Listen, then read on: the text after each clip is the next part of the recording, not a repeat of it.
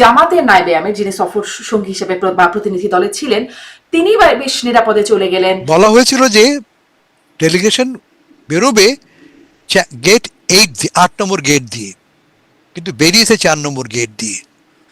এখন তিনি 4 নম্বর গেট দিয়ে বেরোবেন এ কথা কনসুলেট সবার জানার কথা। বিএনপি বা এনসিপি সমর্থকরা 8 নম্বর জানলো, অথচ আওয়ামী লীগ কি করে 4 নম্বর জানলো? এবং এটা জামাত খবর মিসকমিউনিকেশন। পেল, বাকিরা পেল না। আওয়ামী লীগ কি চায়? আওয়ামী লীগ চায় এটা দেখাতে যে ইউনূস সরকার প্রত্যাখ্যাত, ইউনূস সরকার অবৈধ, তার বিরুদ্ধে দেশ জুড়ে এবং বিদেশেও প্রোটেস্ট হচ্ছে। দেখো আমরা প্রোটেস্ট করছি, এবং অন্যদিকে সরকারি দল কি বলছে যে এই দলটি একটি শুধু ষড়যন্ত্রকারী না, একটা টেরোরিস্ট অর্গানাইজেশন। দেখো নিউ ইয়র্কে প্রবাসে যেও তারা এই সমস্ত কাণ্ড করছে। যে ট্রাম্প তো এখন অভিবাসন নীতিতে খুব কড়াকড়ি অবস্থান হচ্ছে, খুব মানে খুব যুক্তি খুঁজছেন বা অনেক সময় অযৌক্তিক ভাবে ব্যবস্থা নিচ্ছেন বলে যেন মনে হয়। সেখানে এটি একটা ইস্যু হয়ে দাঁড়াতে পারে কিনা? অবশ্যই খুবই বড় ইস্যু একটা হবে। ট্রাম্প তো সুযোগ খুঁজছে, প্রিটেক্সট, বাহানা খুঁজছে আপনাকে দেশ থেকে বার করে দেওয়ার জন্য। যদি এটা প্রমাণিত হয় যে বাংলাদেশি। আমি আপনাকে অনেক ধন্যবাদ, আপনি সময় দিয়েছেন, যুক্ত হয়েছেন আমার সাথে। শুরু করতে চাই যেটি খুব আলোচিত ঘটনা এখন। জাতিসংঘে মাননীয় প্রধান উপদেষ্টার আমন্ত্রণে অতিথি হয়ে এসেছেন রাজনৈতিক দলের নেতা, এসেছেন বিএনপি মহাসচিব মির্জা ফখরুল ইসলাম আলমগীর সহ 3 দলের নেতারা আসছেন। এবং আমরা যেটি দেখলাম যে পুরো ঘটনার আমরা ভিডিও চিত্রও দেখলাম যে ডক্টর ইউনূস তার সরকারি প্রতিনিধিদের সাথে শান শওকতে মানে যথাযথ প্রটোকলের সাথে বেরিয়ে গেলেন এয়ারপোর্ট থেকে। অন্যদিকে মির্জা ফখরুল ইসলাম আলমগীর সিনিয়র রাজনীতিবিদ, বিএনপি মহাসচিব, তার সাথে আছেন এনসিপির 2 জন নেতা, আখতার, তাকে তো ডিম মারা হলো, তাসনিম যারা অকথ্য ভাষায় গালাগালির শিকার হলেন, একরকম এতিম অসহায়ের মতো এয়ারপোর্ট ছাড়ছিলেন। এটি আসলে আপনার একটু বিশ্লেষণ জানতে চাই, এটি কেন হলো, এটি কেমন বার্তা দিল? ধন্যবাদ। এর দুটো দিক আছে, কেমন? একটা হচ্ছে পলিটিক্যাল প্রোটেস্ট। আমেরিকার রাজনীতিতে পলিটিক্যাল প্রোটেস্ট এটা একটা গৃহীত ব্যবস্থা। যেমন আজকে মঙ্গলবার ডোনাল্ড ট্রাম্প সাহেব নিউ ইয়র্কে এসছেন, ভাষণ দিচ্ছেন, সারা শহর জুড়ে প্রোটেস্ট, এবং পুলিশও গ্রেফতার করছে, কোথাও কোথাও সামান্য দুর্ঘটনা ঘটেছে। ফলে প্রোটেস্টটা আমেরিকান পলিটিক্যাল কালচারের একটা অবিচ্ছেদ্য অংশ। কিন্তু পলিটিক্যাল প্রোটেস্ট মানে ভ্যান্ডালিজম না। এর আগে আমরা দেখেছি যে বাংলাদেশ কনসুলেট ভবনে আক্রমণ হয়েছে, ভবনের দরজা সামান্য ভাঙা হয়েছে, ফলে পুলিশও ব্যবস্থা গ্রহণ করছে, মানে পুলিশই অ্যাকশন পর্যন্ত যেতে হয়েছে। কেন এটা হলো? একটা তো ব্যাখ্যা হচ্ছে এই যে যারা দায়িত্বে ছিলেন দায়িত্ব পুরোপুরি পালন করেননি। এর আগের ঘটনা দেখেছি আমরা, কনসুলেট থেকে সময় মতো পুলিশকে জানানো হয়নি। আমাদের তথ্য উপদেষ্টা নিজেই বলেছেন যে তার জানা মতে যখন আক্রমণ হচ্ছে তখনও পুলিশকে ফোন করা হয়নি। স্থানীয় একজন বাংলাদেশি আমেরিকান ফোন করে পুলিশকে 911 কল করে পুলিশকে ডেকেছেন। ফলে ব্যর্থতাটা পুরোপুরি কনসুলেটের কর্মাধ্যক্ষের বা যারা এর সঙ্গে যুক্ত তাদের। একই ঘটনা এখানে ঘটেছে। এখানে একটা বড় রকম মিসকমিউনিকেশন হয়েছে। আমরা যেটা জানি না এটা ইচ্ছাকৃত কিনা না ঘটে গেছে।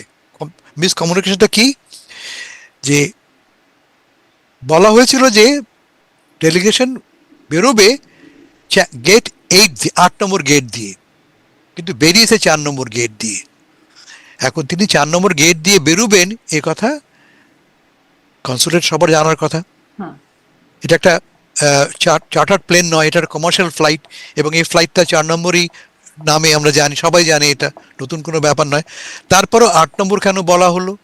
আর 2 নম্বর, বিএনপি বা এনসিপি সমর্থকরা 8 নম্বর জানলো, অথচ আওয়ামী লীগ কি করে 4 নম্বর জানলো? ব্যাখ্যা দেওয়া হচ্ছে যে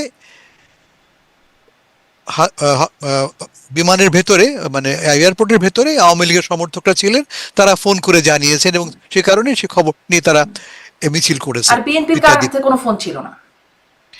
তাই তো, এটা না, কিন্তু ফোন ছিল না, কিন্তু কথা হচ্ছে যে যারা ভেতরে ছিল তাদের মধ্যে কেউ কেউ বোধ করি আওয়ামী সমর্থক, ফলে এই ঘটনা ঘটেছে। আপনি ঠিকই বলেছেন, অকথ্য ভাষায়, বিশেষ করে জারাকে দেখেছি আমরা খুব কুৎসিত ভাষায় ব্যক্তিগতভাবে আক্রমণ করা হয়েছে। আক্তারকে তো ডিম ছোড়াই হয়েছে। এর আগে আমরা দেখেছি জ্যাকসন হাইটস এর আগের দিন কুত্তা কুত্তা বলে তাকে গাল দিয়েছে সব আওয়ামী লীগের নেতারা। এখন ঘটনাটা ঘটলো, এর সিগনিফিকেন্সটা কি? আমার চোখে কিন্তু এটা একটা উইন উইন সিচুয়েশন দুপক্ষের জন্যই। আপনার কাছে ঠাট্টা মনে হবে, কিন্তু আমার কাছে মনে হচ্ছে দুপক্ষ জিতেছে এই রাজনৈতিক সংঘর্ষের ফলে। কেন? এক নম্বর, আওয়ামী লীগ কি চায়? আওয়ামী লীগ চায় এটা দেখাতে যে ইউনূস সরকার প্রত্যাখ্যাত, ইউনূস সরকার অবৈধ, তার বিরুদ্ধে দেশ জুড়ে এবং বিদেশেও প্রোটেস্ট হচ্ছে। দেখো আমরা প্রোটেস্ট করছি, এবং এখন আমরা অন্য কথাই বলছি না, শুধু ইউনূসের বিরুদ্ধে প্রোটেস্ট নিয়ে কথা বলছি। আমরা কত বড় প্রোটেস্ট হয়েছে দেখো, ফলে এটা খুব বড় ভিক্টরি একটা আওয়ামী লীগের। অন্যদিকে সরকারি দল কি বলছে? যে এই দলটি একটি শুধু ষড়যন্ত্রকারী না, একটা টেরোরিস্ট অর্গানাইজেশন।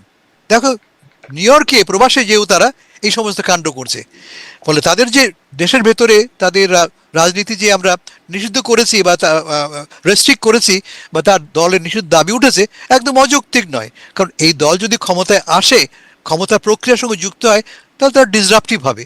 ফলে আওয়ামী লীগও উইন করলো, আমাদের ইউনূস সাহেবও উইন করলো।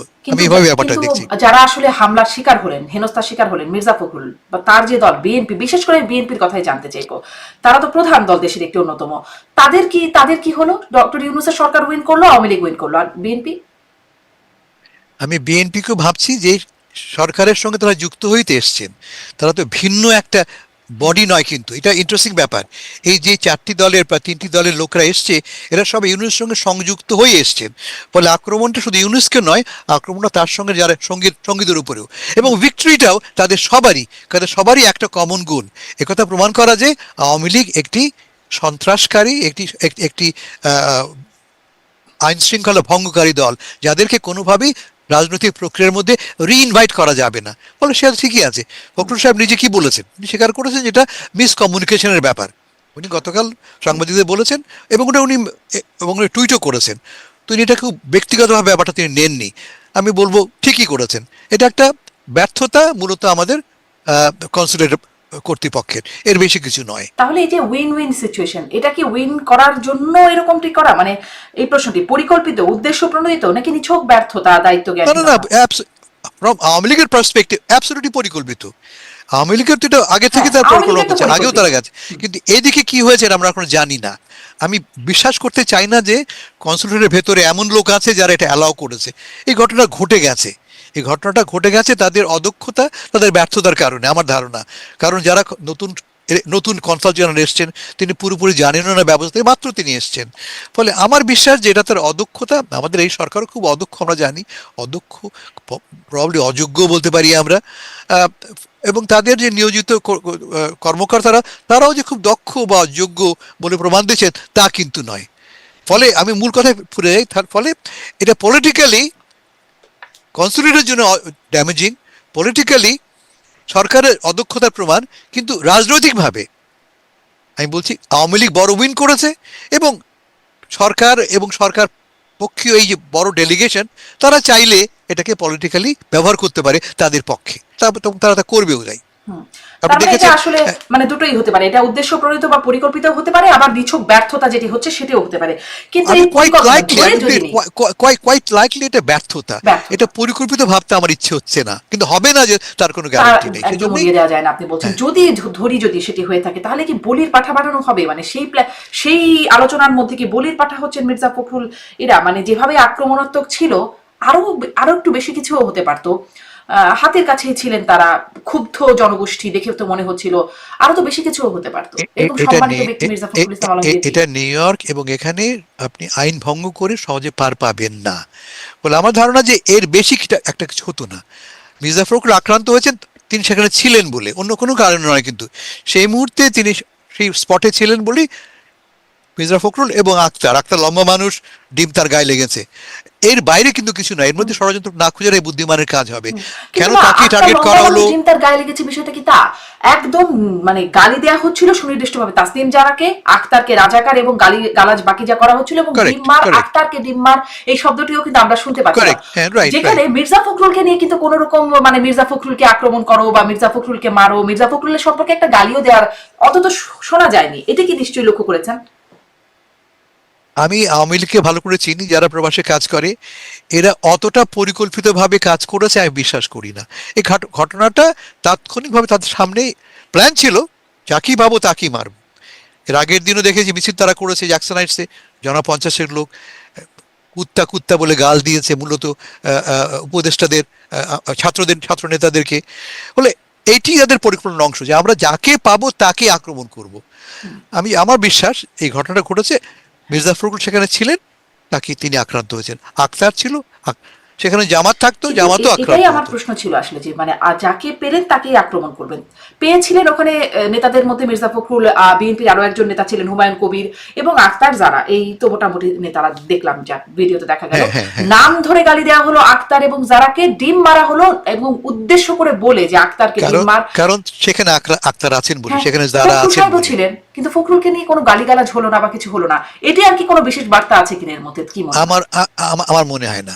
আমি এদেরকে চিনি, এরা মূলত নিউজ ক্রিয়েট করবার জন্য কাজটা করেছে। এর বেশি আমি এখন পর্যন্ত আমার কাছে তথ্য নেই যার ভিত্তিতে আমি বলতে পারি যে এটা আলাদা করে আক্তারকে মারলাম, ফখরুলকে মারলাম না। ফখরুল তো আক্রান্ত হয়েছেন, গালি খেয়েছেন, স্লোগান শুনেছেন তিনি, ফলে তিনি যে একদম বেঁচে গেছেন তা তো নয়। অপদস্থিত হয়েছেন বটে, কিন্তু আবার অন্যদিকে দেখলাম যে জামাতের নায়েবে আমির, যিনি সফর সঙ্গী হিসেবে বা প্রতিনিধি দলে ছিলেন, তিনি বেশ নিরাপদে চলে গেলেন। এবং তার পরবর্তীতে যে তার বক্তব্য যেটি আমরা শুনলাম, তিনি বলছেন যে তিনি শুনেছেন যে এরকম ঘটনা ঘটেছেন, কিন্তু তিনি ওই সময় ওখানে ছিলেন না, কারণ তাকে স্বাগত জানাতে আসা মানুষজন স্লোগান দিয়ে তাকে বরণ করেছেন। মানে তাকে নিয়ে গেলেন বা তিনি চলে গেলেন, তার প্রতিনিধি দলের সাথে বাকিদেরকে সাথে নিলেন না, এবং জামাত খবর পেল, বাকিরা পেল না। জি, ফলে এটা ফেলিয়ারটা বিএনপি যেটা বলছে, যুক্তরাষ্ট্র বিএনপি, যে আমাদেরকে বলা হয়েছে তারা বেরিয়ে গেছেন। বিএনপি, আমার সাথে কথা হয়েছে বিএনপি নেতাদের, গিয়াস আহমেদ সাহেব নিজে বলেছেন যে আমাদেরকে বলা হয়েছে তারা, গিয়াস আহমেদ যুক্তরাষ্ট্রের আওয়ামী লীগের অন্যতম কর্মকর্তা, টেলিভিশনে সাক্ষাৎকারতে তিনি বলেছেন আমাদেরকে বলা হয়েছে তারা 4 নম্বর চ্যানেল ছেড়ে বেরিয়ে গেছেন, ফলে আমাদের থাকার কোনো প্রয়োজন নেই, এই তারা মনে করেছেন। ফলে ফেলিয়ারটা একদিকে যেমন আমাদের কনসুলেটের, তেমনি বিএনপির স্থানীয় কমিটির। এর বেশি এটাকে নিয়ে আমি এর কোনো গুরুত্ব আছে বলে আমার মনে হয় না। এই ইন টার্মস অফ অর্গানাইজেশন এর বেশি গুরুত্ব আছে বলে মনে হয় না। গুরুত্ব অন্যত্র। তাও এই যে ঘটনাটা ঘটলো, এর রাজনৈতিক প্রতিক্রিয়া কি।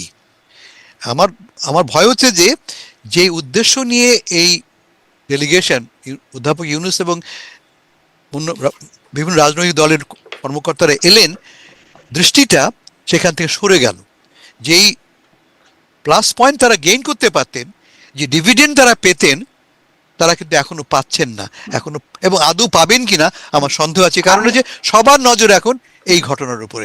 একদমই। এবং এই ঘটনা থেকে কি বার্তা গেল সেটি আমি আরেকটু জানতে চাইবো আপনার কাছে, আরেকটু শুনবো। কিন্তু আপনি বলছিলেন যেই উদ্দেশ্য নিয়ে তারা এলেন, এই ডেলিগেশনটা, উদ্দেশ্যটাই আসলে কি সেটাও তো একটু বুঝতে চাই। দুদিন আগে কথা হচ্ছিল যুক্তরাষ্ট্রের প্রেস মিনিস্টার গোলাম মর্তুজার সাথে, তাকেও জিজ্ঞাসা করছিলাম যে রাজনৈতিক নেতারা আসলে কেন আসলেন, কেন যুক্ত হলেন সফর সঙ্গী হিসাবে, সুনির্দিষ্ট কি কাজ। তিনি সুনির্দিষ্ট খুব বলছিলেন সবই সুনির্দিষ্ট, কিন্তু সুনির্দিষ্টভাবে কোনো কাজ শুনতে পাইনি। এবং আমি দেখছিলাম সিঙ্গাপুর থেকে ফিরেই মির্জা ফখরুল ইসলাম আলমগীর তার একদিন বা দুদিন আগে, মানে একদমই সম্প্রতি সময়, তাকে যখন সাংবাদিকরা জিজ্ঞাসা করলেন যে আপনি কেন যাচ্ছেন, তিনি বলছেন আমি নিজেও জানি না আমার ভূমিকা কি হবে। আমি বিএনপি নেতাদেরকেও জিজ্ঞাসা করার চেষ্টা করেছি, তারাও বলছেন যে গেলে দেখতে পাবো কি হবে, মানে এরকম আর কি। তারপরে তিনি জানলেন না, বা তার দলের মধ্যে থেকেও কার কাছ থেকে বুঝতে পারলাম না, হুট করে দেখলাম বাকিও যুক্ত হয়ে গেলেন, তাসনিম যারা, মানে সেটাও খুব পরিকল্পিত বলে মনে হলো, যার কারণে নানান রকম ভিসা নাকি সমস্যাও হলো। তারা আসলে কি উদ্দেশ্যবিহীন ভাবে, মানে পরিকল্পনা ছাড়াই যুক্ত হয়ে চলে আসলেন? ওই যে মনে আছে, মানে আমার মানে খুবই আজব লাগে বলে আমি বিষয়টা আপনার কাছে উপস্থাপন করছি, যে 18 ভোটের সময় এক নারীকে দেখা গেল যে তারা আসলে উদ্দেশ্যবিহীন ভাবে মনে হলো দাঁড়িয়ে আছে, জিজ্ঞাসা করা হচ্ছে আপনি কেন আছেন, বলেন যে খুশিতে ঠেলায় ঘুরতে দাঁড়িয়ে আছি। তো এনারাও কি প্রতিনিধি দলের সাথে ভাবে খুশিতে ঠেলায় ঘুরতে চলে আসছেন? না, ব্যাপারটা একদমই চিন্তা শূন্য নয়। সরকারের পক্ষ থেকে, অধ্যাপক ইউনূসের পক্ষ থেকে এটি একটি পরিকল্পিত উদ্যোগ। কি প্রমাণ করা যে আমরা ইনক্লুসিভ, যে কাজটা করছি আমরা সবাইকে নিয়ে করছি। 1, 2 নম্বর, উনি বলছেন যে আমার তো বাকি আছে মাত্র কয়েক মাস, দায়িত্ব আমি তোমাদের হাতে তুলে দেবো, তোমরা এখনই আমার সঙ্গে যুক্ত হও।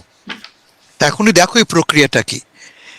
ফলটা কি দাঁড়ালো, তিনি পাবলিকলি ইন্টারন্যাশনালি কমিট করছেন যে আমার যাবার সময় হয়ে গেছে। This is very significant.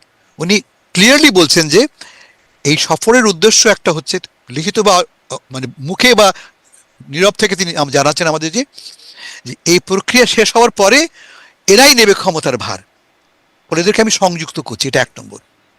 2 নম্বর, যদি কোনো সন্দেহ থেকে থাকে নির্বাচন হবে কি হবে না, যে সংশয় দেশের ভিতরে অনেকে প্রকাশ করছে, এই সফরের মাধ্যমে সরকার প্রমাণ দেখো এরাই তো মূল পার্টনার আমার, এরাই তো পলিটিক্যাল মূল অ্যাক্টার্স।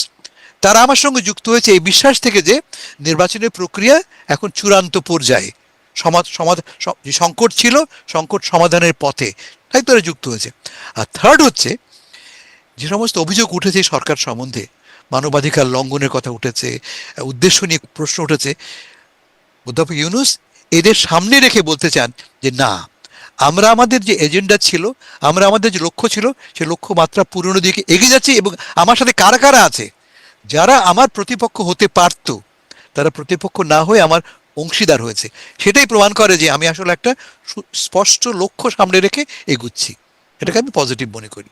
জি, কিন্তু এই পজিটিভ এই অংশীদার যারা, সেই অংশীদারদেরকে রেখেই তিনি আবার বেরিয়ে যাচ্ছেন, মানে এখান থেকেও তো আপনি অবশ্য বলছিলেন যে যেই উদ্দেশ্যে আসছিলেন সেই উদ্দেশ্যের বাইরে অন্যদিকে আলোচনা চলে আসছে। মানে আবারও যদি পেছনের কথায় ফিরি, যে এইখান থেকে তাহলে তার যে উদ্দেশ্য, তার যে পরিকল্পনার কথা ভাবা হচ্ছে, সেটি ব্যর্থ হয়ে গেল। আমি ব্যর্থ বলবো না, বাধাগ্রস্ত হলো। ব্যর্থ তো এখনো হয়নি, কারণ সামনে বড় এখানে এইবারের সফরের মূল লক্ষ্য তো রোহিঙ্গা সমস্যা নিয়ে কথা বলা। কেমন 30 তারিখে বড় আন্তর্জাতিক মিটিং আছে, এ নিয়ে কথা হয়তো বলবো আমরা। কিন্তু এই ঘটনাটা, এটা একটা রোড বাম্প, রাস্তায় চলতে চলতে গেলে গাড়ি ধাক্কা খায় না, এই ধাক্কা খাওয়া, এর বেশি কিছু নয় আমি মনে করি। এটা মুখরোচক বলে আমরা কথা বলি, বলতে ভালো, পত্রিকায় শিরোনাম হতে ভালো হয়, কিন্তু এর এর বাইরে এর কোনো বড় রকমের রাজনৈতিক সিগনিফিকেন্স আছে বলে আমার মনে হয় না।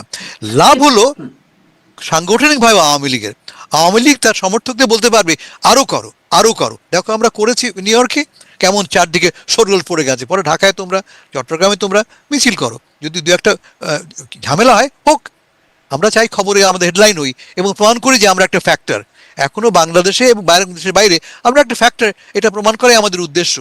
এবং আমরা গন্ডগোল করব, আমরা বিশৃঙ্খলা করব, আমরা বিক্ষোভ করব। ফ্রম সেই পার্সপেক্টিভ থেকে আওয়ামী লীগ অনেক বেশি পয়েন্ট গেইন করেছে দেন দ্য গভর্নমেন্ট। গভর্নমেন্টের ব্যাপারটা পজিটিভ পয়েন্ট না নেগেটিভ পয়েন্ট? মানে এটা কি খুব ভালো কিছু, এরকম দেশ থেকে আসা রাজনীতিবিদদের এরকম অকথ্য ভাষায় গালাগালি বা ডিম মেরে খুব পয়েন্ট, কি ভালো পয়েন্ট যুক্ত হলো? আওয়ামী লীগের জন্য মূল লক্ষ্য এটা প্রমাণ করা যে তারা এখনো সংগঠিত আছে, তারা একদম মরে যায়নি। আমরা কি ভাবতাম আওয়ামী লীগ ইজ অলরেডি গন, আমরা গন নই। আপনি দেখেছেন এর আগে আরাফাত সাহেবের সাক্ষাৎকার, তিনি কি বলছেন? তিনি বলছেন যে আমরা 24 ঘন্টা কাজ করছি এই সরকারকে উৎখাত করবার জন্য। তো এটা উৎখাত প্রক্রিয়ার একটা অংশ। এটা বিশ্বকে বলা যে সরকার অবৈধ এবং আমরা তার বিরুদ্ধে, এবং আমরা একটা পটেন্ট পলিটিক্যাল ফোর্স প্রমাণ করছে। সেদিক থেকে আওয়ামী লীগের পয়েন্টটা, আওয়ামী লীগের যে কার্ডটা তারা ভালো ব্যবহার করেছে। অন্যদিকে যদি আমরা বলি ডিসেন্সির কথা বলছেন আপনি, পলিটিক্যাল ডিসেন্সির কথা বলছেন, বাংলাদেশে এই জাতীয় ডিসেন্সির অভাব হমেশাই ঘটে, সর্বত্রই ঘটে। আমরা এর আগে কি দেখেছি, জ্যাকসন হাইটসে আমাদের এখানে পাড়ায় দুই দল ওপেনলি মধ্যরাতে চেয়ার ছোড়াছুড়ি করছে, কোনো গোপন নতুন কোনো ব্যাপার নয়। আমাদের গায়ের গন্ধ যেমন ছিল এখনো সেই গন্ধ লেগে আছে। প্রশ্ন হচ্ছে যে এর থেকে কে কোনটা ফায়দা নেবে। এই মুহূর্তে আমার মনে হচ্ছে সরকারের চাইতে অনেক বেশি ফায়দা নিচ্ছে আওয়ামী লীগ। যদিও একজন গ্রেফতার হয়েছে কনসুলেটের ঘটনাও, গত 2 সপ্তাহ আগে ঘটনাতেও, তাতেও 4-5 জন গ্রেফতার হচ্ছে শোনা যাচ্ছে, যদিও আমরা কনফার্মেশন পাচ্ছি না। ফলে ব্যক্তিগতভাবে অনেকে ক্ষতিগ্রস্ত হবে, এদেরকে দেশ থেকে বের করে দেওয়া হবে।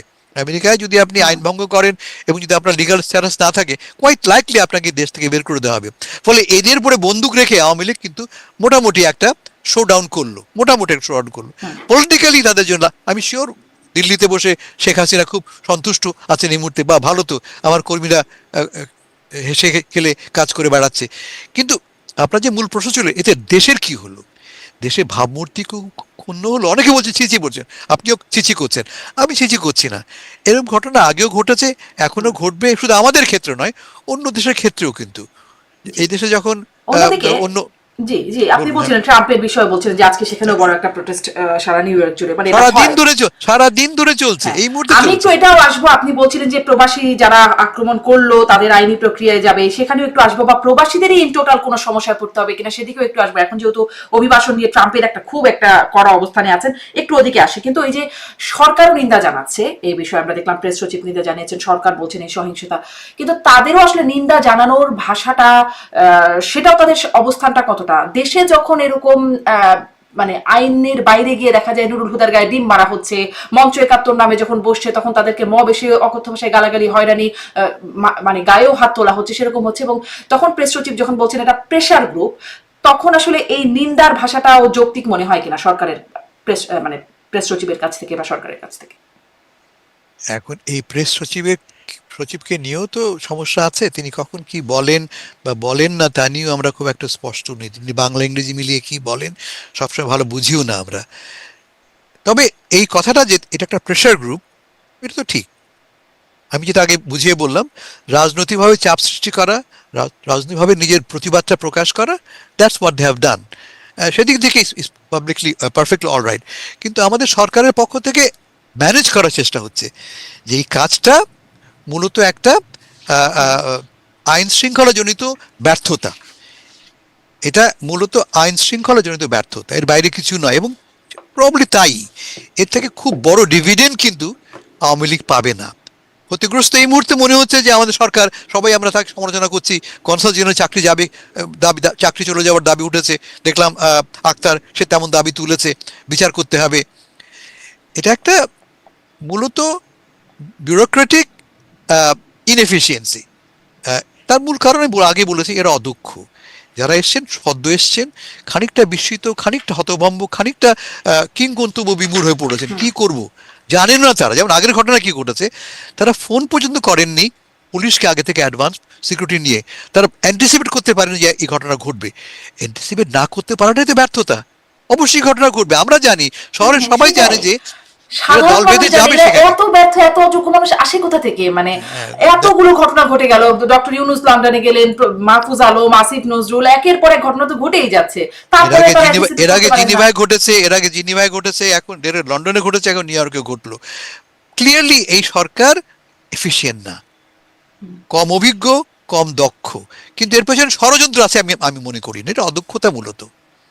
জি জি, মানে এত অদক্ষ লোককে নিয়োগ দেওয়া সেখানেও, মানে এটা কেন জানি, মানে শুধুমাত্র অদক্ষতা, এটা মানতে খুবই কষ্ট, এত অদক্ষ মানুষ হয় কি করে, খুব আজব লাগে শারমিন, আসলে। আমাদের দেশের ভেতরে আমাদের স্বাস্থ্যমন্ত্রী কতটা দক্ষ আপনি জানেন, আমাদের স্বরাষ্ট্রমন্ত্রী কতটা দক্ষ আপনারা জানেন। এসব প্রশ্ন তো আমাদের আছেই, তো প্রত্যেককে নিয়েই আছে। আর সেখানে আপনি একজন কনসাল জেনারেল দক্ষতা নিয়ে প্রশ্ন করছেন। তো খুঁজে খুঁজে এত অদক্ষ মানুষগুলোকে, মানে অদক্ষেরও তো একটা লিমিট থাকে, এত অদক্ষ মানুষদেরকে খুঁজে খুঁজে কিভাবে অ্যাপয়েন্টমেন্ট করানো, এটা নিশ্চয়ই বিশাল বিশাল একটা কারিশমা এই সরকারের।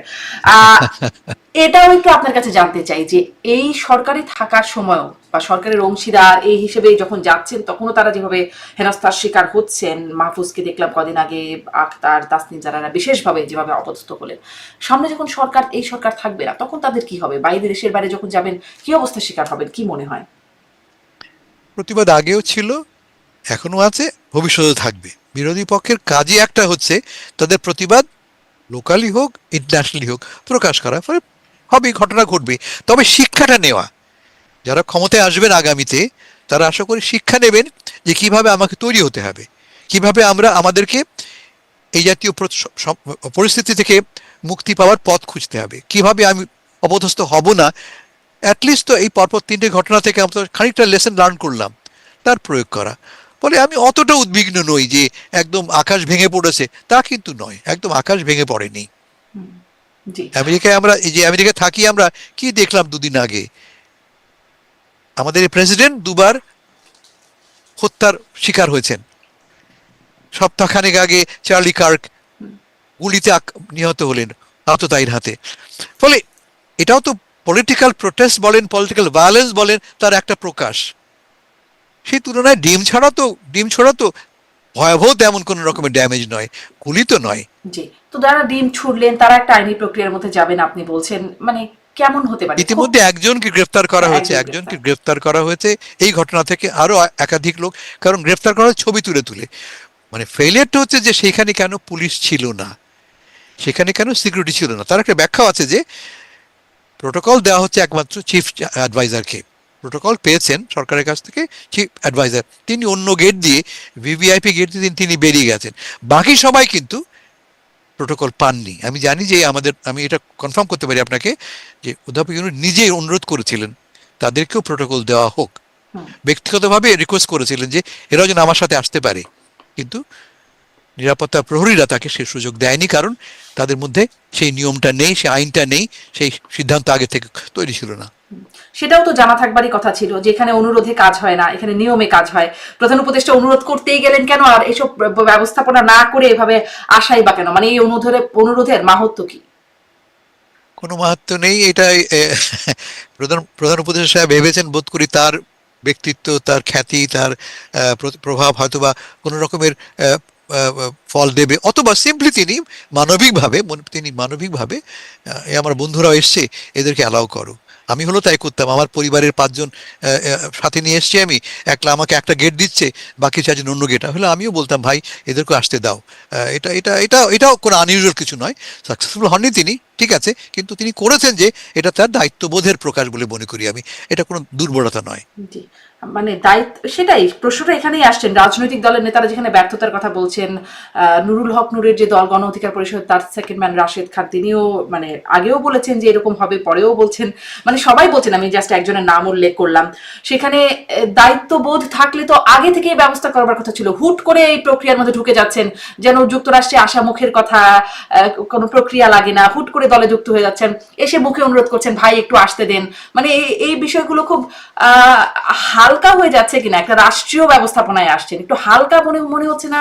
খানিকটা, ক্লিয়ারলি খানিকটা। আমরা বারবারই জি, বলছি যে পুলিশকে ইনফর্ম করা, পর্যাপ্ত নিরাপত্তা প্রহরীর ব্যবস্থা করা, যদি পুলিশ না আসে সেক্ষেত্রে প্রাইভেট সিকিউরিটির ব্যবস্থা করা, এটা কোনো কঠিন ব্যাপার নেই। নিউ ইয়র্কে আপনি অনায়াসেই যে কোনো একটা ফার্মকে এমপ্লয় করতে পারেন, করা উচিত ছিল, করা হয়নি। আবারও বলি, এটা অভিজ্ঞতার অভাব এবং দক্ষতার অভাব, এই দুটোই সরকারে যেমন আছে, বাংলাদেশে যেমন আছে, বাংলাদেশের বাইরেও আমরা দেখতে পাচ্ছি এই দক্ষতা ও অভিজ্ঞতার অভাব।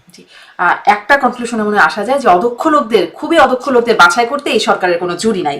আসি এবার এই প্রসঙ্গটাতে, আপনি বলছিলেন যে আইনগত প্রক্রিয়া, মানে আমি যেটা জিজ্ঞাসা করছিলাম যে ট্রাম্প তো এখন অভিবাসন নীতিতে খুব কড়াকড়ি অবস্থান হচ্ছে, মানে খুব যুক্তি খুঁজছেন বা অনেক সময় অযৌক্তিক ভাবে ব্যবস্থা নিচ্ছেন বলে যেন মনে হয়।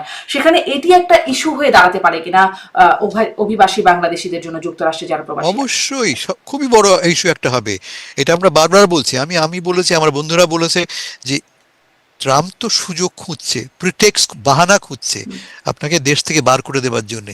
যদি এটা প্রমাণিত হয় যে বাংলাদেশিরা লিগালি হোক আর ইলিগালি হোক তারা আইন শৃঙ্খলা বিরোধী, তারা প্রকাশ্যে আইন ভাঙে, সেটা আমাদের জন্য খুবই খারাপ খবর।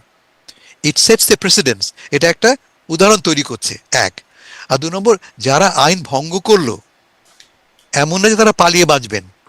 আমি ভালো করে জানি যে অনেকে পালিয়েছিলেন, কিন্তু আমেরিকায় পালিয়ে বাঁচা যায় না। আজকে হোক আর 10 দিন পরে হোক, আপনি ঠিকই ধরা পড়বেন। আইন ভঙ্গ করেছেন, পুলিশ আপনাকে ঠিকই খুঁজে বের করবে। ফলে এটা খুবই একটা খারাপ ঘটনা ঘটলো আমাদের জন্য। যারা বিদেশে যারা দিল্লিতে বসে হাততালি দিচ্ছেন, তারা হয়তো বা এই সংকটে পড়বেন না, কিন্তু প্রবাসে যারা রাজনীতি করেন, জেনুইনলি ফিল করেন যে তারা রাজনৈতিক প্রতিবাদে অংশ নিচ্ছেন, এই জাতীয় বিশৃঙ্খল বেআইনি কার্যকলাপের জন্যে তারা বড় রকমের ঝামেলায় পড়বেন। তার চেয়ে বড় কথা, এর ফলে যেটা বললাম একটু আগে, পারসেপশন তৈরি হতে পারে যে বাংলাদেশিরা আইন ভঙ্গের সঙ্গে জড়িত, যা কিনা অন্যান্যদের ক্ষেত্রেও প্রয়োগ হতে পারে। যদি আপনার কোর্টে আপনার কেস ওঠে, তুমি কোথায় গেল, ও বাংলাদেশ, সবই তো দেখি তোমরা আইন ভঙ্গ করো, রিপোর্ট করে দাও একে। That may happen. পারসেপশন একটা বড় একটা পাওয়ারফুল টুল হচ্ছে, ফোর্স হচ্ছে perception, and that may happen. জি, সেটা নিশ্চয়ই খুব শঙ্কার একটা বিষয়। ভীষণ ভীষণ শঙ্কার ব্যাপার এটা একটা, জি, খুবই শঙ্কার ব্যাপার এটা একটা। জি, একটা বড় মানে এবং তাই না, যারা এটা করলো, আমি দেখেছি আমাদের নেতারা তো সব দূরে থেকে, যেমন কনসুলেটের ঘটনা বলি আপনাকে আমি, প্রবাসী আওয়ামী লীগের যিনি প্রধান, তিনি কিন্তু 15 হাত দূরে দাঁড়িয়ে আছেন, পাঠিয়ে দিয়েছেন ছাত্রদেরকে, তরুণদেরকে, দলের ছোট সাধারণ সমর্থক, তারা আক্রমণ করছে কনসুল, আর তিনি দূরে দাঁড়িয়ে স্লোগান দিচ্ছেন, তিনি কোনো আইন ভঙ্গ করছেন না। তিনি কেন এদেরকে বাধা দিলেন না? দায়িত্বটা তার ঘাড়েও পড়ে, দায়িত্বটা তার ঘাড়েও বর্তায়। আমি তো বলবো অবশ্যই এদেরও সমানভাবে অভিযুক্ত করা হোক, দোষী সাব্যস্ত করা হোক। কিন্তু আবার ওই যে তারা আসলে কি করবেন, মানে তারা তো দেশে কোথাও কোনো কথা বলতে পারছেন না, রাজনৈতিক কার্যক্রম নিষিদ্ধ, তাদের বক্তব্যটা কোথায় কিভাবে জানবেন? তাদের তাই যে বলে তাই বলে আইন ভঙ্গ করবেন? আইন, এখানে তো প্রতিবাদ করার অনেক রকম পথ আছে, প্রতিবাদ আপনি করুন। আমি আপনাকে একটা এক্সাম্পল দিই। আমার মনে আছে প্রথম আমেরিকায় আসি, আমি দেখেছি যে আমার আপনি অফিসের যে সামনে। বলছিলেন যেগুলো আসলে খুব এরকম প্রতিবাদের ভাষা হয়, ডিম ডিম নিক্ষেপ করেছেন, মানে এরকমটা হয় যুক্তরাষ্ট্রে, প্রতিবাদ খুব শক্ত। না, আমি ডিম ডিম ছাড়া বলি, আমি প্রতিবাদ হয় বলেছি। হ্যাঁ, আমি হ্যাঁ। প্রতিবাদ যখন হয় এবং যখন আইন ভঙ্গ করে তার শাস্তিও হয়। যখন আপনি আইন ভঙ্গ করেন শাস্তিবিহীন আপনি থাকবেন না, ঘটে, এদেশে নানা রকম ঘটনা ঘটে। কিন্তু আপনি তো একজন ইমিগ্রেন্ট এবং একটা ক্রাইসিসের মধ্যে আপনি আছেন। শুধু আপনি না, আপনার পুরো কমিউনিটি ক্রাইসিসের মধ্যে আছে। এদেশে বেসিক্যালি আপনি ইউর এ গেস্ট। হতে পারে আপনি 30 বছর ধরে আছেন, আপনি দেশে মার্কিন নাগরিক, বাট স্টিল এই প্রশাসনের চোখে আপনি একজন outsider, you are the other. সেক্ষেত্রে আপনি অনেক বেশি সচেতন হবেন যাতে করে আপনি আইন না ভাঙেন এবং আপনাকে ব্যবহার করে আপনার কমিউনিটিকে চিহ্নিত না এটি করা হয়। এই স্পষ্ট দায়িত্বটা যে আপনার ছিল। অভিবাসীদের জন্য এটি একটা শঙ্কার কারণ হতে পারে। জি, অ্যাবসলিউটলি জনাব হাসান অ্যাবসলিউটলি ফেরদৌস একটু আবার। প্রতিদিন হ্যাঁ, প্রতিদিন লোককে এখান থেকে বেঁধে দেশে পাঠিয়ে দেওয়া হচ্ছে। প্রতিদিন দেশে যারা যেতে পারছে না তাদেরকে আটকে রাখা হচ্ছে জেলখানায়। তো সেক্ষেত্রে আপনি সচেতন হবেন না? আমরা বারবার একই কথা বলছি, ভাই বি কেয়ারফুল, আইন ভাঙবেন না। সামান্য ভিসা ওভারস্টে করলে আপনাকে এই দেশ থেকে বের করে দেওয়া হবে। আপনি কোনটা আপনার সেক্ষেত্রে জন্য এটা একটা ইম্পর্টেন্ট? বড় আপনি অজুহাত তো বলছেন আপনি আপনি। তো একা নয়, আপনি আপনার পরিবার, আপনার সঙ্গে আরো 5 জন আপনার পোষ্য আছে, তাদের কথা ভাববেন না একটু আপনি? জি, জনাব হাসান ফেরদৌস, আবার একটু দেশের ভেতরের কথা আসে, যে দেশের রাজনীতিতে আপনি বলছিলেন যে একটা মানে এই সরকারের অংশীদার হিসেবে রাজনৈতিক দলগুলো গেছে, তাদের মধ্যে একটা ঐক্য ইত্যাদির একটা বার্তাও দেওয়ার হয়তো উদ্দেশ্য ছিল। কিন্তু এর পরে দেশের রাজনীতিতে এই ঐক্যর বার্তা যাবে নাকি একটা বিভক্তি তৈরি হবে? কারণ ওই যে রাশেদের ফেসবুক পোস্টের কথা বলছিলাম, তিনি বলছেন যে এই ঘটনার পরে তিনি আগেও লিখছেন যে এরকম ঘটনা ঘটতে পারে এবং ডক্টর ইউনূস এখানে প্রোটেকশনের ঢাল হিসেবে ব্যবহার করার জন্য এই রাজনৈতিক নেতাদের নিয়ে গেছেন। এটা তার আগের বক্তব্য ছিল এই ঘটনা ঘটবার আগে। আর তারপরে তিনি লিখছেন যে ডক্টর ইউনূস সরকার আসলে ব্যর্থ এবং এই সরকার আওয়ামী লীগকে পুনর্বাসন করছে, এমনকি ডক্টর ইউনূস হাসিনার পরামর্শে দেশ চালাচ্ছেন, এরকমটাও লিখছেন রাশেদ খান, এবং যেই রাশেদ খানদের দল এনসিপির সাথে এখন একীভূত হচ্ছে। খুবই একটা ইন্টারেস্টিং পয়েন্ট রাশিদ খান বলেছেন। তা হচ্ছে যে, এবং আমি এটা এগ্রি করি, যে যখন এদেরকে আনা হলো সাথে করে, একটা আন্ডারলাইন কারণ ছিল যে ইউনূস যাচ্ছেন, প্রতিবাদ হবে, কিন্তু প্রতিবাদ ঠেকানোর জন্যে আরো কিছু লোক আমার পক্ষে আসবে। ইউনূসের পক্ষে তো কোনো দল নেই, তার তো কোনো পলিটিক্যাল পার্টি নেই যে আমার ক্যাডারকে বলবো আসো আমাকে রিসিভ করো। তার ক্যাডারের দায়িত্বটা পালন করছে এই বাকি যারা যাচ্ছেন, জামাত হোক, বিএনপি হোক আর এনসিপি হোক। এটি একটি আন্ডারলাইন উদ্দেশ্য ছিল এদের সঙ্গে আনার। কিন্তু মাথা রাখবেন যে যে মুহূর্তে এরা রাজি হচ্ছে এই দলের সঙ্গে আসতে, তারা কিন্তু বাই ইন করছে, তারা কিন্তু কিনে নিচ্ছে এই এই এই ভার্সনটা যে আমি অধ্যাপক ইউনূসের সঙ্গে আছি, আমরা একসাথে আছি, এই যাত্রাটা আমরা একই নৌকার যাত্রী, এটা কিন্তু তারা কমিট করছে। ফলে দেশে ফিরে কি বলবো জানি না আমরা, কিন্তু এই মুহূর্তে বার্তাটা তারা দিচ্ছে বিশ্ব সমাজকে, আমাদেরকে, সবাইকে, যে আমরা we are together in this journey. কেমন? ফলে এটি লাভজনক, সবচেয়ে বেশি লাভজনক অধ্যাপক ইউনূসের জন্য। এখন কতটা বিএনপির জন্য, কতটা এনসিপির জন্য আমি জানি না, সেটা অন্য প্রসঙ্গ। কিন্তু ইউনূস সাহেবের জন্য একটা ভীষণ রকমের বড় একটা ভিক্টরি। এখন চ্যালেঞ্জ হচ্ছে, ধরো যে বিএনপি, জামাত, এনসিপি, এটা তো সবাই এক সুরে কথা বলে না। এখন দেশে ফিরে যে তারা যদি 3 সুরে কথা বলে, তখন প্রশ্ন উঠবে, ভাই তোমরা কি এটা অ্যান্টিসিপেট করতে পারোনি? তোমাদেরও তো ব্যর্থতা আছে, তোমরা কোন মুখে গেলে? জেনেই গেলে কি, নাকি ইউনূসকে এম্বারাস করবার জন্য কাজটা তুমি করলে? এ প্রশ্ন উঠতে পারে।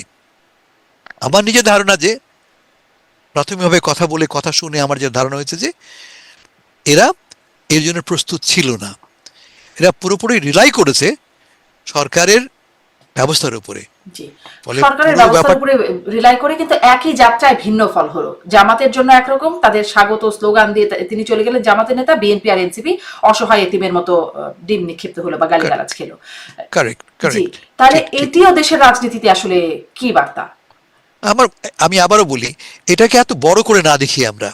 এটি একটি ঘটনা, এরকম ঘটনা, রাজনৈতিক ঘটনা আরো ঘটবে, ঘটতে পারে। এর ফলে যে একদম একটা আর্থকোয়েক হয়ে গেছে তা কিন্তু নয়। এটা আমরা এখন মুখরোচক বলে এটাকে নিয়ে আমরা কথা বলছি আমরা, কিন্তু আগামীকাল যখন নতুন ঘটনা ঘটবে, যখন ইউনূস যাবেন জাতিসংঘে 26 তারিখে ভাষণ দেবেন, আমাদের নজরটা অন্যত্র চলে যাবে। তার চেয়ে বড় আমাদের কথা নজর না আমি হয় অন্যদিকে গেল, আমাদের আসলে অনেক বড় বড় ঘটনা থেকে নজর সরে যায়, কিন্তু নজর চলে গেল অন্যদিকে। কিন্তু এই যে তারা যে হেনস্থার শিকার হলেন, তারা কি এই বিষয়টাকে খুব নজর এড়িয়ে দেবেন যে আসলে এ কোনো ঘটনাই ঘটে নাই, জামাতের নেতা মহাশান শওকতের সাথে বা ডক্টর ইউনূস চলে গেছেন, জামাতের নেতাও চলে গেছেন, আর তারা আক্রান্ত হলেন? আমার মনে হয় না যে ব্যাপারটা জামাত বনাম বিএনপি ভাবে কেউ দেখেছে। আমি প্রথম শুনছি আপনার কাছ থেকে যে আপনি জামাতকে এবং বিএনপিকে আলাদা করে চিহ্নিত করছেন। ব্যাপারটা তা ঘটেনি। অন দ্য গ্রাউন্ড, মাটিতে তা ঘটেনি। এটা পিওরলি মিসকমিউনিকেশন, পিওরলি মিসম্যানেজমেন্ট, এর বেশি কিছু নয়। এবং এই মিসম্যানেজমেন্টের ফায়দা একমাত্র পেয়েছে আওয়ামী কিন্তু লীগ। কিন্তু আচ্ছা, মিসম্যানেজমেন্ট এটা না হয় কর্তৃপক্ষের মিসম্যানেজমেন্ট, কনসুলেটের মিসম্যানেজমেন্ট বা তাদের, কিন্তু আপনি বলছেন জামাত আর বিএনপিকে আলাদা করে দেখার সুযোগ নেই। আপনি আর আমি যদি একসাথে একটা জায়গায় যাই, আপনাকে এসে স্লোগান দিয়ে স্বাগত জানিয়ে নিয়ে গেল আর আমাকে অসহায়ের মতো রেখে গেল, মানে আপনি কি দেখবেন না যে আপনার সাথে যিনি আসছেন তিনি একজন সিনিয়র নেতা বা বড় দলের অন্যতম নেতা, তারা তারা কোথায় যাচ্ছেন সেটি, এটিকে আসলে এটি কি সৌহার্দ্যের মধ্যে পড়ে না, বা এটি একটা স্বাভাবিক কালচার না? এগেইন আমি বলছি যে এই কাজটি করতে ব্যর্থ হয়েছে। আবার বলি, ইউনূস সাহেব বেরিয়ে গেছেন ভিআইপি প্রোটোকল দিয়ে, তাকে আমেরিকার সিকিউরিটি তাকে প্রোটেক্ট করছে এবং সবার নজর তার দিকেই। এবং যে মুহূর্তে তিনি বেরিয়ে গেলেন, আমাদের এই অদক্ষ কর্মচারীরা মনে করলেন, সরকারি কর্মচারী মনে করলেন আমার কাজ তো হয়ে গেছে ভাই। কারণ এদের রিসিভ করবার জন্য 500 লোক আছে, 500 বিএনপি, 300 জামাত, 200 বা 100 এনসিপি আছে, আমার কিছু করার নেই। এই যে ভুল অঙ্কটা তারা করেছেন, এই ভুল অঙ্কটা করার ফলে এটা হয়েছে। কারণ প্রত্যেকটা দলে কিন্তু লোক নিয়ে গেছে। এনসিপি, জামাত, ফখরুল সাহেব বলেছেন আমার 500 লোক ছিল, জামাত বলছে আমার 300-400 লোক ছিল, শুনতে পাচ্ছি সকালে এনসিপি লোকও গেছে। তাদের দায়িত্ব ছিল এদেরকে প্রোটেক্ট করা, তাই তো? সেই উদ্দেশ্যে তো এরা গেছে, প্রোটেক্ট শুধু করা নয়, এদেরকে ওয়েলকাম করা। ফেল করেছে, এই ফেলার তো তার মানে হয় সর্বপক্ষের একটা ফেলিয়ার মিলে এরকম একটা পরিস্থিতি তৈরি হয়েছে। কিন্তু আমার এই যে বিবেচনায়। বেছে বেছে তিনটি দল থেকে নিয়ে আসলে, আমরা অতীতেও দেখেছি যে কোনোখানে প্রধান দল হিসেবে তিন দলকে দেওয়া হয়, বিএনপি, জামাত এবং সাথে আসে এনসিপি। এখানেও আবার সেখানেও সমতা আনার জন্য শেষ মুহূর্তে এসে, শেষ দিনে যেদিন আসছে একজন সেদিন এসে একজন এই বহরে যুক্ত করা হলো। অন্য রাজনৈতিক দলের কাছে আসলে এখান থেকে কি বার্তা যায়? সমতা এই তিনটি দলের মধ্যে করা যায়, এই তিন দলকে আসলে সমান কিভাবে সমতা হয়? তাহলে বাকি দলগুলো কোথায়? এটি কি আসলে একটা বিভক্তির জায়গা তৈরি করছে, নাকি কি করছে? করবে। যারা যেতে পারলেন না, আসতে পারলেন না, তারা তো কমপ্লেন করবেনই। কিন্তু কিন্তু ইউনূস সাহেব কত লোককে আনবেন? দেশে 35টা, 100টা, 150টা রাজনৈতিক দল মিটিং করছে, 3 ডজন পলিটিক্যাল পার্টি মিটিং করছে ঐক্যমতের কমিটির সময়, সবাইকে নিয়ে আসবো আমি? ইউনূস সাহেব, অধ্যাপক ইউনূস এবং তার সরকার মনে করেছে এটি এরাই প্রধান রাজনৈতিক, 3টি প্রধান রাজনৈতিক দল, তাদেরকে নিয়ে যাচ্ছি আমি। এটা আমি কোনো অপরাধ দেখি না, বাট ইউর রাইট। এর ফলে যারা যেতে পারলেন না তারা তো প্রতিবাদ করতেই পারেন, কিন্তু আপনি অসন্তুষ্ট কি বোধ এটা করতেই বুঝে, পারেন। এটি একটা পুরনো প্রশ্ন, কারণ এটি আসলে বেশ অনেকদিন ধরে বিভিন্ন আয়োজন থেকে এই প্রশ্নটা আসছে যে এনসিপি কিভাবে প্রধান রাজনৈতিক দলে চলে আসে? তাদের এখনো নিবন্ধন হয় নাই, কোনোদিন ভোট করে নাই, গণ অভ্যুত্থানে তাদের নেতৃত্ব ছিল সব দল থেকে, অথচ বলা হয় সব দল থেকে এই গণ অভ্যুত্থানে গেছে। বিএনপির বড় স্টেক ছিল, জামাতের ছিল, কিন্তু বাকি দলগুলোর ছিল। নুরুল হক নূর আসলে 18 সাল থেকে এই আন্দোলনটা করছে, সব দলেরই ছিল। এনসিপি কিভাবে প্রধান দলের তালিকায় চলে আসছে? এটি একটি জটিল প্রশ্ন, কিন্তু আমরা এও জানি যে এনসিপি সবার চোখে, মিডিয়ার চোখে স্পেশালি, এই আন্দোলনের প্রধান চালিকা শক্তি বলে নিজেদেরকে স্থান করে নিয়েছেন। এতে আপনারও ভূমিকা আছে, হয়তো আমারও ভূমিকা আছে। এনসিপি যে প্রধান শক্তি তার একটা প্রমাণ হচ্ছে এই যে ইউনূস সাহেব নিজে বলেছেন যে আমাকে অ্যাপয়েন্ট এরাই করেছে। ইউনূস সাহেব একথাই বলেছেন যে এরা হচ্ছে গিয়ে মেটিকুলাস ডিজাইনার, এরাই আন্দোলনটা করেছে বলে স্বীকৃতি তিনি হাইস্ট লেভেল থেকে পেয়েছেন। আপনি অস্বীকার করেন কি করে? ফ্রম দ্য হাইস্ট লেভেল তারা স্বীকৃতি পেয়েছে যে এই আন্দোলনের প্রধান শক্তি এরা। এখন বাইরে থেকে কারা কি করলো না করলো, এখন তাদের মধ্যে দ্বন্দ্ব বেড়ে দেখতে পাচ্ছি আমি, ওনারশিপ নিয়ে, ক্রেডিট নিয়ে। কিন্তু মিডিয়া তো মিডিয়ায় তো এটাই প্রমাণিত হয়েছে, এবং এ নিয়ে তর্ক করার কোনো অবকাশ নেই। তা হচ্ছে যে এরা মিডিয়ার ডার্লিং। ফলে যদি কেউ অসন্তুষ্ট হয়, ভাই এটা তো তোমাকে ভোগ করতেই হবে, তুমি পারোনি মিডিয়াকে বিট করতে, এদেরকে বিট করতে মিডিয়ার অ্যাটেনশনের জন্যে। মানে তাহলে লেভেল প্লেইং ফিল্ডের কি বার্তা আসলে যাচ্ছে, যে কারা প্রধান দল, তাদের মধ্যে কারা আসলে গণ অভ্যুত্থানের প্রধান নেতৃত্বে ছিল, এখান থেকে সামনের নির্বাচনে অনেকেই শঙ্কা করছেন রাজনৈতিক দলগুলোর মধ্যে, এমনকি বিএনপিও এই শঙ্কা করেছে, বিএনপিও এই কথা বলেছে, লেভেল প্লেইং ফিল্ডের কথা বলেছে। সেই বিষয়ে কি বার্তা যাচ্ছে? লেভেল প্লেইং ফিল্ডটা কি? এর মানে হচ্ছে যে সবাইকে সমানভাবে অংশগ্রহণের সুযোগ দেওয়া, এটা লেভেল প্লেইং ফিল্ড। আমাদের যখন আমেরিকা প্রতি বছরই বলতো যে আমাদের ফিল্ডটা লেভেল প্লেইং ফিল্ড নয়, তার কারণ অপোজিশনটা এক্সক্লুডেড, বিরোধী পক্ষ নানাভাবে নির্বাচনী প্রক্রিয়ার সঙ্গে যুক্ত হতে পারছে না, সে কারণেই বলা হচ্ছে যে খেলার ম্যাটটা সমান নয়। এখন তো সমান, সবাই সংযুক্ত হতে পারছে। এখন কে একটু বেশি অ্যাটেনশন পেলো, কি কম অ্যাটেনশন পেলো, এর ফলে ফিল্ডটা কিন্তু আনলেভেল হয়ে যায় না। কেমন? It's a political fight. এই ফাইটটা আপনাকে ভেতরে বাইরে করতে হবে। আপনি না পারলেই বলবেন ফিল্ডটা লেভেল না, অভিযোগ করলে আমি হাসবো, এর বাইরে তো কিছু নয়, এটা নিয়ে উত্তেজিত হওয়ার কিছু নেই। ফিল্ডটা প্রিটি লেভেল, এই অর্থে যে সবাই সমানভাবে এই নির্বাচনী প্রক্রিয়ায়, রাজনৈতিক প্রক্রিয়ার সঙ্গে যুক্ত হতে চাইলে যুক্ত হতে পারেন, এবং সবাই হচ্ছিল সমানভাবে তারা। পারে, কিন্তু কেউ কেউ একটু বেশি পারে আর কি, বেশি সুবিধা পায়, সেটি কি আপনি চোখে বলতে পড়ছে না? পারেন যে বিএনপির সাথে একটা অলিখিত চুক্তি হয়েছে কি, প্রশ্ন করতে পারেন আপনি। বিএনপির সঙ্গে, জামাতের সাথে এনসিপির সঙ্গে অলিখিত চুক্তি হয়েছে কি? অলিখিত চুক্তি হতে পারে মূলত পারসেপশনের কারণে। কারণ আপনারা জানেন লন্ডনে যে ঘটনা ঘটলো, তারেক সাহেবের সাথে ইউনূস সাহেবের সাক্ষাৎকার ইত্যাদি ইত্যাদি, একটা পারসেপশন তৈরি হয়েছে। আমরা কোনো কনক্রিট প্রমাণ পাইনি, কিন্তু প্রমাণটা কি পাচ্ছি আমরা, যে এই নির্বাচনী প্রক্রিয়ার সঙ্গে প্রত্যেকের যুক্ত হবার সুযোগ রয়েছে, প্রত্যেকে যুক্ত হতে পারেন। এবং যেমন এখন তর্ক উঠেছে শাপলা শাপলা কি বলে প্রতীক নিয়ে, এটি তো আইনি প্রক্রিয়া। আইনি প্রক্রিয়া কাউকে তো ফেভার যদি করে, সেক্ষেত্রে প্রশ্ন উঠবে। এখন পর্যন্ত আমাদের চোখে এমন কোনো প্রমাণ পাইনি আমরা বড় বড় মাপের, যে কোনো দলকে বৈষম্য করা হচ্ছে, সবাই রাজনৈতিক প্রক্রিয়ার সঙ্গে যুক্ত আছে। আমি অন্তপক্ষে এই এই আপনি ছাড়টুকু এই দেবো, কনক্লুশনে আসছেন। আর আমি এখানে ছাড়টুকু দেবো। আওয়ামী লীগের তো রাজনৈতিক কার্যকলাপ নিষিদ্ধ হয়ে আছে, কিন্তু জাতীয় পার্টি কি বৈষম্যের শিকার হচ্ছে দেশে? তারা এখনো নিষিদ্ধ না, কিন্তু সামনে নির্বাচন করতে পারবে কিনা, বা তারা কোনো আয়োজন করতে পারে না, এটিকে আপনি কিভাবে দেখেন? তাদের নিষিদ্ধের দাবিতে আন্দোলন চলছে। আচ্ছা, আবারও বলি আপনাকে, আপনি তো পলিটিক্যাল পার্টি, আপনার ওজন কতটুকু, আপনার পেছনে শক্তি কতটুকু, আপনি তা প্রমাণ করুন।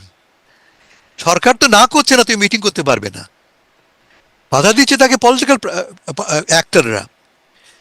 মিটিং করলে এনসিপি যে ধাক্কা দিচ্ছে, মিটিং করলে অন্য কোনো দল যে আপনাকে ধাক্কা দিচ্ছে, এ তো পলিটিক্যাল টাসল একটা আপনার সাথে। আপনি 15 জন না নিয়ে 150 লোক নিয়ে দাঁড়ান না কেন মঞ্চে? ফলে ক্ষমতাটা আপনার থাকতে হবে আপনার রাজনৈতিক এক্সপ্রেশনটা প্রকাশ করবার জন্য, এস্টাবলিশ করবার জন্য। জাতীয় পার্টি তো পারছে না, তার নিজেরাই বিভক্ত, 14 রকম ভাগে তারা বিভক্ত হয়ে আছে। তাদের কি পলিটিক্যাল ওয়েট আছে এই এই মুহূর্তে? তাহলে যদি এইরকম 14 রকম বিভক্ত একটা দল, যাকে আসলে শেখ হাসিনাও জিন্দা লাশ বলে গিয়েছিলেন জাহাঙ্গীর কবির নানকের সাথে ফোন আলাপে, তাকে নিষিদ্ধ করার জন্য এত উঠে পড়ে লেগেছে কেন? একদম রাজপথে নেমে গেল জামাত সহ ইসলামী দলগুলো, বাকি বাকি আরো এইটা দাবি সহ। প্রমাণ করবার জন্য, যে আওয়ামী লীগ এবং তার দোসররা, জাতীয় পার্টি তো আওয়ামী লীগের দোসর, আওয়ামী লীগের দোসররা এই নির্বাচনী প্রক্রিয়ায় অংশ নিতে পারবে না। এটা তাদের লেজিটিমেট, আমি মনে করি, একটা পলিটিক্যাল ডিমান্ড। এরা সবাই গত 15 বছর এই স্বৈরাচারকে ঢাল হিসেবে দাঁড়িয়েছিল। ফলে আমি দাবি করতেই পারি একে আমি চাই না। দাবিটা মানা হবে কিনা পরের কথা, এটা কতটা ডেমোক্রেটিক এটা পরের কথা, দাবি তো করতেই পারি। আপনি অস্বীকার করেন যে জাতীয় পার্টি আওয়ামী লীগকে ডিফেন্ড করেনি, তাকে প্রোটেক্ট করেনি, এবং এখনো এক অর্থে করে যাচ্ছে। ফলে অন্য পক্ষ, এগেইন, এটা একটা রাজনৈতিক প্রক্রিয়া, ইটস এ পলিটিক্যাল প্রসেস। এই প্রসেসের মধ্যে আপনাকে অ্যাসার্ট করতে হবে, আপনাকে প্রমাণ করতে হবে যে না, আমি এনাফ ওয়েট ক্যারি করি, যে ওয়েটটাই আমাকে রাজনীতিতে আসন তুলে দেবে। আমাদের দেশের রাজনীতিতে অনেক অনাকাঙ্ক্ষিত, নজিরবিহীন বা ধারণাই ছিল না এমন অনেক ঘটনা ঘটে যায়। গণ অভ্যুত্থানও একটা, অনেকের চোখে এরকমই ধারণার বাইরে একটা ঘটনা ঘটে গেছে। সামনে আবার এরকম ধারণার বাইরে কোনো ঘটনা ঘটে গেলে এই যারা গণ অভ্যুত্থানের পক্ষে ডক্টর ইউনূসের সাথে সঙ্গী হয়ে যাচ্ছেন আসছেন, তাদের সাথেও এরকম আচরণ হবে না তো? মানে একসময় কিন্তু আপনার মনে আছে নিশ্চয়ই, গয়েশ্বরচন্দ্র রায় বলেছিলেন যে এখন ছাত্রলীগকে বা আওয়ামী লীগকে নিষিদ্ধ করা হচ্ছে, ভবিষ্যতে আমাদের করা হবে না, তার গ্যারান্টি কি? গয়েশ্বরচন্দ্র রায় এমন একটা বক্তব্য দিয়েছিলেন। উত্তর তো আপনি দিয়েই দিচ্ছেন। যদি আপনি পরাজিত পক্ষ হন, যারা জিতবে তার হাতে আপনার ট্রিটমেন্টটা কি হবে? আওয়ামী লীগ কেন আজকে এইভাবে হয়রানির শিকার? তারা পরাজিত বলেই তো। যদি আগামীকাল খেলা বদলে যায়, খেলা ঘুটি বদলে যায়, এখন যারা ক্ষমতায় তারা ক্ষমতা থেকে বেরিয়ে যান, ফলে নতুন যারা ক্ষমতায় আসবে তারা তো ব্যবস্থা নিতেই পারে, শিওর। কিন্তু আমি মনে হয় না যে ঘটনাটা অত দ্রুত তেমন কোনো 360 ডিগ্রি বদলে যাবে, আমার তা মনে হয় না। যে প্রক্রিয়া এই মুহূর্তে বাংলাদেশে আছে সেই প্রক্রিয়াটা ডিফেক্টিভ, সেই প্রক্রিয়াটার মধ্যে অনেক অনেক সমস্যা আছে বটে, বাট দ্যাটস প্রিটি স্টেডি।